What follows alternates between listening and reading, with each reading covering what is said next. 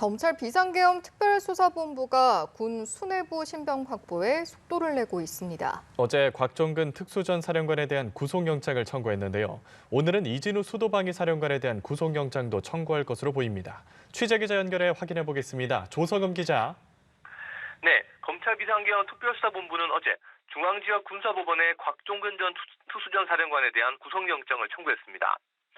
앞서 구속된 군 수뇌부와 마찬가지로 내란과 직권남용 혐의를 받습니다. 김용현 전 국방부 장관, 여인영 국군방첩사령관에 이어 비상계엄 수사가 시작된 지 세 번째 신병 확보 시도입니다.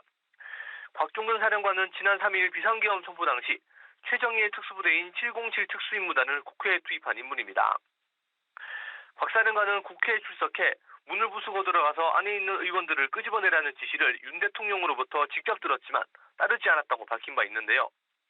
하지만 계엄 사령관을 맡았던 박안수 육군 참모총장은 곽 사령관이 계엄 당시 테이저건과 공포탄 사용을 건의했었다는 상반된 주장을 내놨습니다.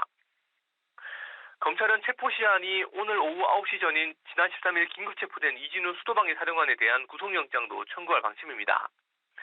따라서 오늘도 이 사령관에 대한 조사도 이어질 것으로 보입니다. 검찰은 이 사령관으로부터 지난 3일 비상계엄 선포 뒤 병력이 국회로 이동했을 때 윤석열 대통령과 통화하며 끌어내라는 지시를 두 차례 받았다는 취지의 진술을 확보한 것으로 알려졌습니다. 검찰은 이 사령관이 계엄 선포 전부터 계엄 작전에 대해서 알고 있었던 정황도 포착한 것으로 알려졌습니다.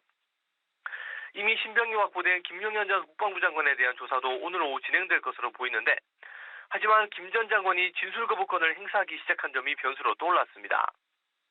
어제는 박안수 육군 참모총장을 불러 조사를 진행했습니다.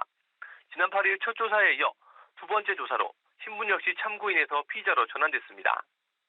지금까지 서울중앙지검에서 전해드렸습니다.